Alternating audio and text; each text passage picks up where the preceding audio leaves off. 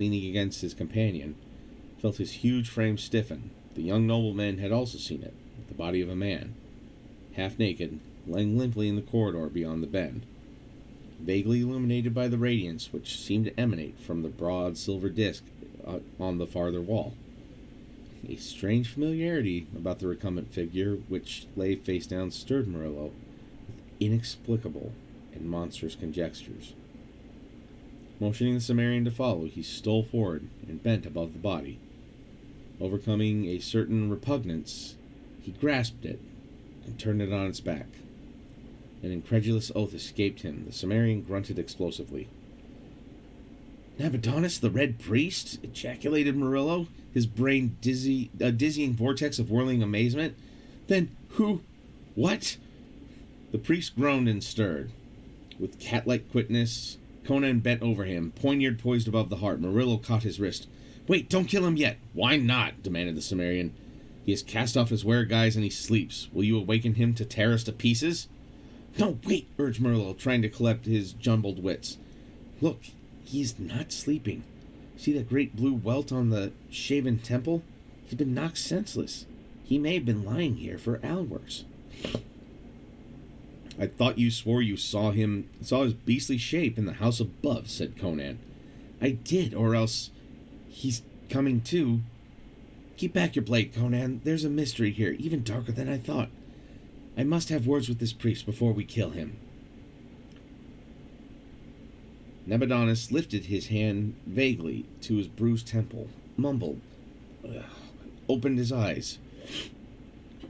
For an instant, they were blank and empty of intelligence. Then life came back to him with a jerk, and he sat up, staring at his companions. Whatever terrific jolt had temporarily addled his razor-keen brain, it was functioning with the accustomed vigor again.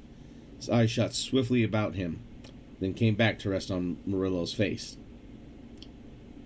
"You honor my poor house, young sir?" He laughed coolly, glancing at the great figure that loomed behind the young nobleman. "Ah, and you've brought a bravo. I see. It was your sword not sufficient to sever the life of my humble self?" "Enough of this," impatiently returned Murillo. How long have you lain here?" "A peculiar question to ask of a man recovering consciousness," answered the priest. "I do not know what time it is now, but it lacked an hour or so of midnight when I was set upon." "Then who is it that masquerades in your own gown in your house above?" demanded Murillo. "That will be Thack," answered Nabonidus, ruefully fingering his bruises. "Yes, that will be Thack. And in my own gown, the dog." Conan comprehended none of this, stirred restlessly, and growled something in his own tongue. Nabonidus glanced at him whimsically. "Your bully's knife yearns for my heart, Murillo," he said. "I thought you might be wise enough to take my warning and leave the city." "How's I to know that was to be granted me?" returned Murillo. "At any rate, my interests are here." "You're in good company with that cutthroat," murmured Nabonidus. "I had suspected you for some time. That was why I caused that pallid court secretary to disappear. Before he died, he told me many things, among others the name of a young nobleman who's bribed him to filch state secrets, which the nobleman in turn sold to rival powers. Are you not ashamed of yourself, Murillo, you white-handed thief?" "I have no more cause for shame than you vulture-hearted plunderer," answered Murillo promptly. "You exploit a whole kingdom for your personal greed, and under the guise of disinterested statesmanship, you swindle the king, beggar the rich, oppress the poor, and sacrifice the whole future of the nation for your ruthless ambition. You are no more than a fat hog with his snout in the trough. You are a greater thief than I. This Cimmerian is the most honorable man of the three of us because he steals and murders openly." "Well, then, we are all rogues together," agreed Nabonidus. "And what now? My life?" When I saw the ear of the secretary that had disappeared, I knew I was doomed, said Murillo abruptly, and I believed you would invoke the authority of the king. Was I right? Quite so, answered the priest. A court secretary is easy to do away with, but you are a bit too prominent. I had intended telling the king a jest about you in the morning. A jest that would have cost my head, muttered Murillo. The king is unaware of my foreign enterprises? As yet, sighed Nabonidus. And now, since I see your companion has his knife, I fear that jest will never be told. You should know how to get out of these rat dens, said Murillo. Suppose I agree to spare your life. Will you help us escape and swear to keep silent about my thievery? When did a priest keep an oath? When did a priest keep an oath? Complained Conan. Comprehending the trend of the conversation, let me cut his throat. I want to see the color of his blood. They say in the maze the heart is black, so his blood must be black too. Be quiet, whispered Murillo. If he does not show us the way out of these pits, we may rot here. Well, Nabonidus, what do you say?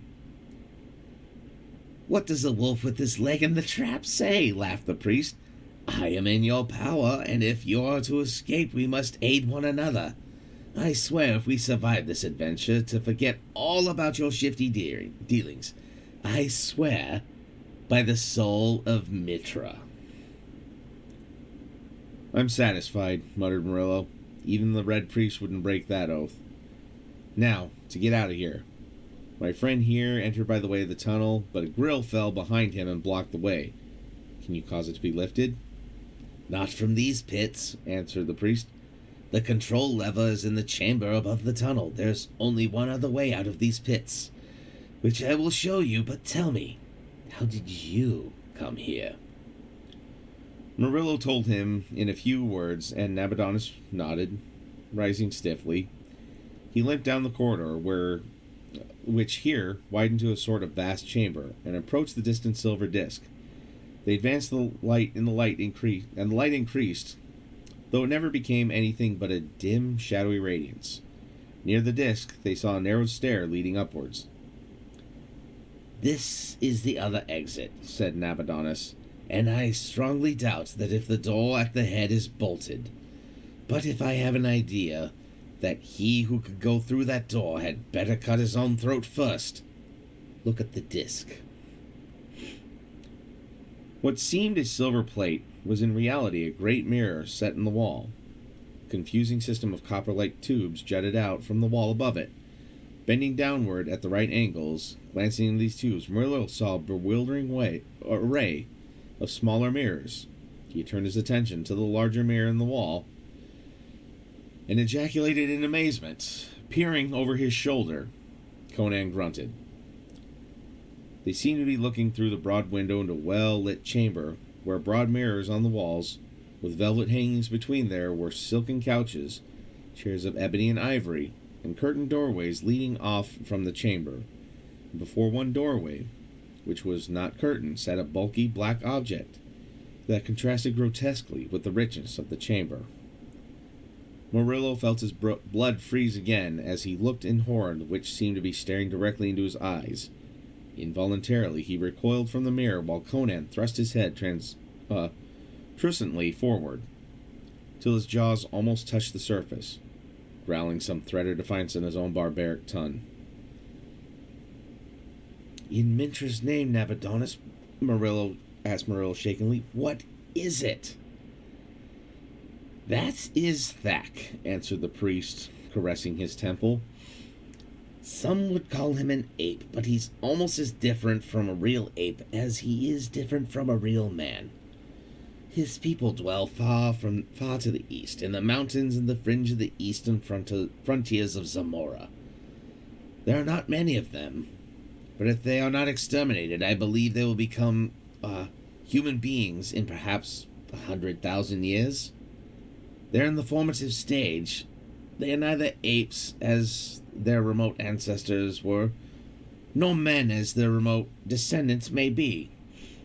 They dwell in the high crags of well-nigh inaccessible mountains, knowing nothing of fire or the making of shelter or garments or the use of weapons. They have a language of sort consisting mainly of grunts and clicks. I took Thack when he was a cub, and he learned what I taught him, and much more swiftly and thoroughly than any true animal could have. He was at once my bodyguard and servant. But I forgot that being partly a man, he could not be submerged into mere shadow of myself like a true animal. Apparently his semi-brain retained impressions of hate, resentment, and some sort of bestial ambition of its own. At any rate, he struck when I least expected it. Last night he appeared to go suddenly mad. His actions had all the appearance of a bestial insanity, and yet I know that they must have been the result of a long, careful planning. I heard the sound of fighting in the garden and I was going to investigate, for I believed it was yourself, being dragged down by my watchdog. I saw Thack emerge from the shrubbery dripping with blood. Before I was aware of his intention, he sprang at me with an awful scream and struck me senseless. I remember no more, but can only surmise that following some whim of his semi-human brain, he stripped me of my gown and cast me still living into the pits. For what reason, only the gods can guess. He must have killed the dog when he came from the garden, and after he struck me down, he evidently killed Joka. Which, as you saw the man lying dead in the house. Joka would have come to my aid even against Thack, who he always hated. Murillo stared at the mirror, and the creature which sat with such monstrous patience before the closed door. He shuddered at the sight of the great black hands, thickly grown with hair and almost fur-like. The body was thick, broad, and stooped. The unnaturally wide shoulders had burst the scarlet gown, and on these shoulders Murillo noted the same thick growth of black hair. The face peered from the scarlet hood was utterly bestial, and yet Murillo realized that Navadonis spoke truth when he said that Thack was not wholly a beast. There was something in the red, murky eyes, something in the creature's clumsy posture, something in the whole appearance of the thing that set it apart from the truly animal. That monstrous body housed a brain and soul that were just budding awfully into something vaguely human. Murillo stood aghast as he recognized the faint and hideous kinship between his kind and that of the squatting monstrosity, and he was nauseated by a fleeting realization of the abysses of bellowing bestiality up through which humanity had painfully toiled. "Surely he sees us," muttered Conan. "Why does he not charge us? He could break through the window with ease." Murillo realized Conan supposed the mirror to be a window through which they were looking. "He does not see us," answered the priest. "We are looking into the chamber above us. That door that Thack is guarding is the one at the head of these stairs. It's simply an arrangement of mirrors. Do you see those mirrors in the walls? They transmit the reflection of the room into these tubes, down which the other mirrors carry it to reflect at the last one on a large scale in this great mirror." Murillo realized that the priest must be centuries ahead of his generation to perfect such invention, but Conan put it down to witchcraft and troubled his head no more about it. "I constructed these pits for the place of refuge as well as a dungeon," the priest was saying. "There are many times when I have taken refuge here, and through these mirrors watched doom fall upon those who sought me with ill intent." "But why is Thack watching the door?" demanded Murillo. "He must have heard the falling of the grate of the tunnel. It's connected with the bells in the chambers above. He knows someone is in the pits, and he is waiting for him to come up the stairs. Oh, he has learned well the lessons I taught him. He has seen what happens to men when they come through the door. When I tugged at the rope that hangs on yonder wall, he waits to mimic me." "And while he waits, what are we to do?" demanded Murillo.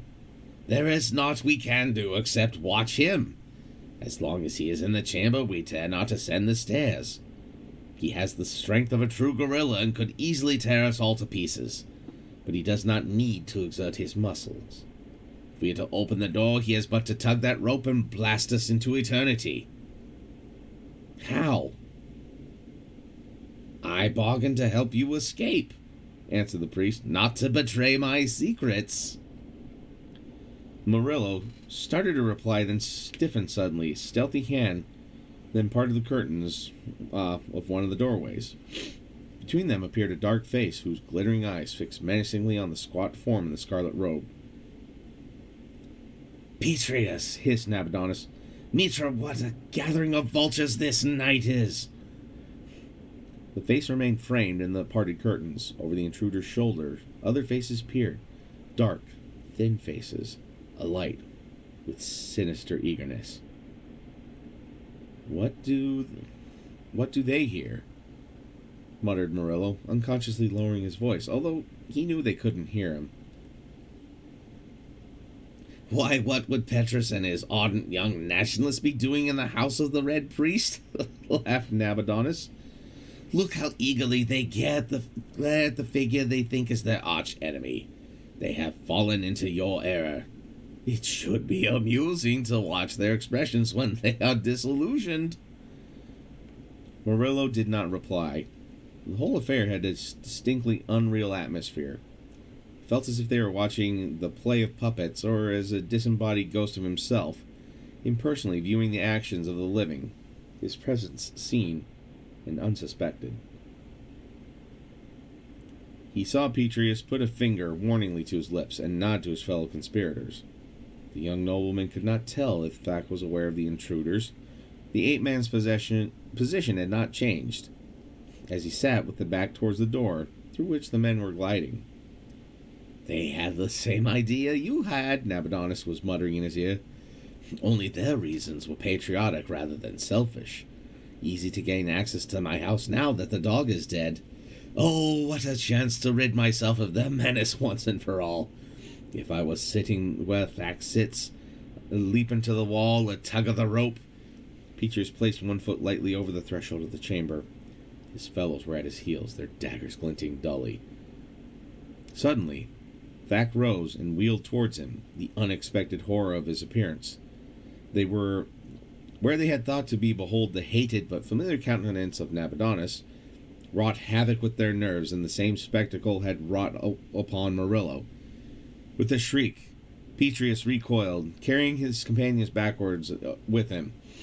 They stumbled and floundered over each other in that instant. Thak covered the distance in one prodigious, grotesque leap, caught and jerked powerfully at the thick velvet rope which hung near the doorway. Instantly the curtains whipped back on either hand, leaving the door clear, and down across it something flashed with peculiarly silver blur. He remembered, Nabonidus was exultant. The beast is half a man. He has seen the doom performed, and he remembered. Watch now! Watch! Murillo saw that the panel of a heavy glass that had fallen across the doorway. Through it, he saw the pallid faces of the conspirators. Petrius, throwing out his hands as if to ward off the charge from Thak, encountered the transparent barrier, and from his gestures, said something to his companions. Now the curtains were drawn back. The men were in pits and could see all that took place in the chamber that contained the nationalists. Completely unnerved, these ran across the chamber towards the door, which they had apparently entered, only to halt suddenly, as if stopped by an invisible wall. The jerk of the ropes has sealed the chamber, laughed Nabonidus. It is simple. The glass panels work in grooves into the doorway. Jerking the rope trips the spring that holds them. They slide down and lock into place. They can only be worked from the outside. The glass is unbreakable. A man with a mallet could not shatter it. The trapped men were in hysteria of fright. They ran wildly from one door to another, beating vainly at the crystal walls, shaking their fists wildly at the implacable black shape which squatted outside. Then, one threw back his head, glared upward, and began to scream, to judge from the workings of his lips while he pointed at the ceiling. The fall of the panels released the clouds of doom, said the priest with a wild laugh. The dust of the Grey Lotus from the swamps of the dead beyond the lands of Kaita. In the middle of the ceiling hung a cluster of gold buds. These had opened like the petals of a great carven rose, and from them billowed a gray mist. Swiftly filled the chamber. Instantly the scene changed from one of hysteria to one of madness and horror. The trapped men began to stagger. They ran in drunken circles. Froth dripped from their lips and twisted in awful laughter. Raging, they fell upon one another with daggers and teeth, slashing, tearing, slaying in a holocaust of madness. Murillo turned sick as he watched, and was glad that he could not hear the screams and howls which that doomed chamber must be ringing. Like pictures thrown on a screen, it was silent. Outside the chamber of horror, Thak was leaping up and down in brutish glee, tossing his long, hairy arms on high. At Murillo's shoulder, Nabonidus was laughing like a fiend. A good stroke, Patrius. That fairly disemboweled him. Now one for you, my patriotic friends. So they are all down, and the living tear the flesh of the dead with their slathering teeth. Murillo shuddered. Behind him, the Cimmerian swore softly in his uncouth tongue. Only death was to be seen in the chamber, and the grey mist, torn, slashed, and mangled by the conspirators, lay in a red heap, gaping mouths and blood-dabbled faces, staring blankly upward through the slowly swirling eddies of grey. Thak, stooped like a giant gnome, approached the wall where the ropes hung, and gave a peculiar sideways pull. "He's opening the farther door," said Nabonidus. "By Mitra, he's more human than I ever had guessed. See the mist swirl out of the chamber and is dissipated. He waits to be safe.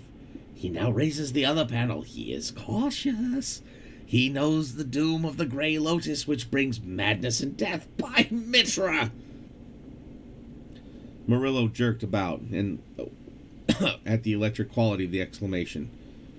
"Our one chance!" exclaimed Nabonidus. "If he leaves the chamber above us for a few minutes, we will risk a dash to those stairs." Our one... Yeah, okay. Suddenly tense, they watched the monster waddle through the doorway and vanished. With the lifting of the glass panel, the curtains had fallen again, hiding the chamber of death. "We must chance it," gasped Nabonidus, and Murillo saw perspiration break out on his face. "Perhaps he will be disposing of the bodies as he has seen me do. Quick, follow me up the stairs." He ran towards the steps and up them with the agility that amazed Murillo. With the young nobleman and the barbarian were close at his heels when they heard his gusty sigh of relief as he threw open the door at the top of the stairs. They burst into the broad chamber and saw the mirror below. Thak was nowhere to be seen. "He's in the chamber with the corpses. He's in the chamber with the corpses," exclaimed Murillo. "Why not trap him there as he's trapped them?" "No, no," gasped Nabonidus, an unaccustomed pallor tingling his features. "We did not know that he is in there. He might emerge before we could reach the trap rope. Anyway, follow me to the corridor. I must reach my chamber to obtain weapons with which to destroy him. This corridor is the one opening from this chamber which has not been set with traps of one kind." They followed him swiftly through the curtained doorway opposite the door of the death chamber and came into a corridor into which various chambers opened. With fumbling haste, Nabonidus began to try the doors on each side. They were locked, as was his door at the end of the corridor. "My God!" the Red Priest leaned against the walls with his skin ashen. "The doors are locked, and Thak took my keys from me. We are trapped after all." Murillo stared, appalled to see the man in such a state of nerves, and Nabonidus pulled himself together with an effort. "This beast has me in a panic," he said. "If you had seen me tear Manizide's... If you had seen him tear Manizide's scene, well, Mitra ate us, but we must fight him now with what the gods have given us. Come." He led them back to the curtained doorway and peered at the great chamber in time to see Thak emerge from the opposite doorway.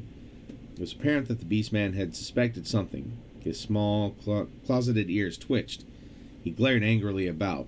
him and approached the nearest doorway, tore aside the curtains, and looked behind them. Nabonidus drew back, shaking like a leaf, and gripped Conan's shoulder. Man, do you dare pitch your knife against his fangs? Cimmerian's eyes blazed in answer. Quick, the Red Priest whispered, thrusting him behind the curtains, close against the wall. As he will find us soon enough, we will draw him to us. As he rushes past you, sink your blade into his back if you can. You, Murillo, show yourself to him. Then flee up the corridor. Mitra knows we have no chance with him in hand-to-hand combat, but we are doomed anyways if he finds us. Murillo felt his blood congeal in his veins, but he steeled himself as he stepped outside the doorway. Instantly, Thack, on the other side of the chamber, wheeled and glared and charged in a thunderous roar. His scarlet hood had fallen back, revealing his black, misshapen head. His black hands and red robe were brighter red. He was like a crimson and black nightmare as he rushed across the chamber, fangs bared, his bowed legs hurtling his enormous body at a terrifying gait. Murillo turned and ran back up into the corridor. As quick as he was, the shaggy horror was almost at his heels. Then, as the monster rushed past the curtains, from among them catapulted the great form that struck full onto the ape's shoulders, in the same instant driving a poignard into the brutish back. Thack screamed horribly as the impact knocked him off his feet, and the combatants hit the floor together. Instantly there began a whirl and thrash of limbs, and tearing and rending in the fiendish battle. Murillo saw the barbarian had locked his legs about the ape-man's torso and was striving to maintain his position on the monster's back while he butchered it with his poignard. Thack, on the other hand, was striving to dislodge his clinging foe and drag him around, which to reach his great fangs that gaped for his flesh. In a whirlwind of blows and scarlet tatters, they rolled along the corridor, revolving into swiftly that Murillo dared not use a chair as he thought he might caught up lest he strike the Cimmerian. And he saw that in spite of the handicap of Conan's first hold, the voluminous robes that had lashed and wrapped around the ape-man's limb and body, Thack's giant strength was swiftly prevailing. Inextolerably, he was dragging the Cimmerian around to the front of him. The ape-man had taken punishment enough to have killed a dozen men. Conan's poignard sunk again and again and again into the torso and shoulders. The bull-like neck, he was streaming blood from a score of wounds, unless the blade quickly reached some absolutely vital spot, the inhuman vitality would survive to finish the Cimmerian and him and Conan's companions. And I probably do not have enough to finish, since I know at 12 here we're going. If people want to stick with me, I can finish the story. But yes, thank you for sticking around. Sorry I saw my Nightbot commands didn't work for the Cathy donate, but if you're interested, message me, and yeah, I can get those links to you.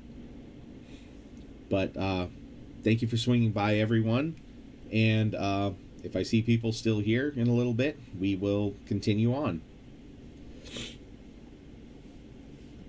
Hold on, I'm gonna continue on.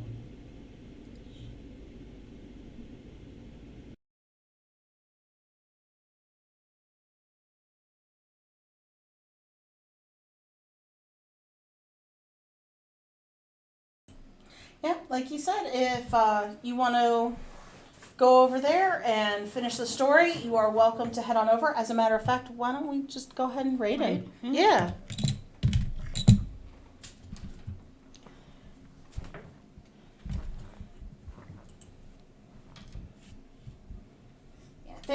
Thanks everybody for tuning in and showing up to read. And if you made the donations, that's fantastic. If you shared the link, that's fantastic. And the people who are going to continue the reading after today, just keep the dream alive, keep the spirit alive. I mean, short notice, but my God, everybody was on it today. Mm-hmm. Very good. We only had the one hiccup when Streamlabs decided to be kind of a butt.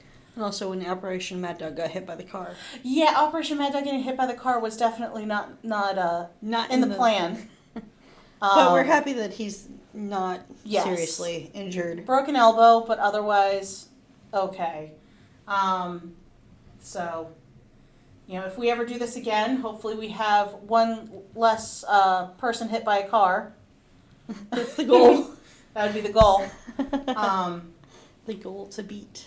Thank you, Blades. Thank you for helping out and coming in and reading. You did fantastic. Everybody did fantastic. And I know, some people, it was definitely a new experience. And, we stream at least 3 days a week. And there's a big difference between just streaming and talking and being put on the spot and reading for people. So everyone did a really good job. Yeah, Really everybody good job. did great. So we're going to go ahead and we're going to raid over to Gareth in case anybody is still lurking and wanting to hear more story. Yeah. So, Let's do that now. yep, and just my final thought is remember that nobody is guaranteed tomorrow.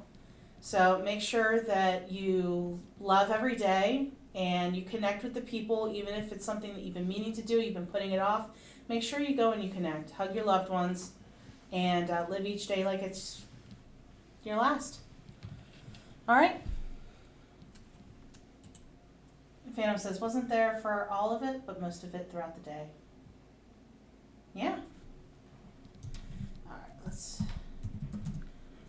Is he still? Yes, he is. Fantastic. Doot. The raid has been created.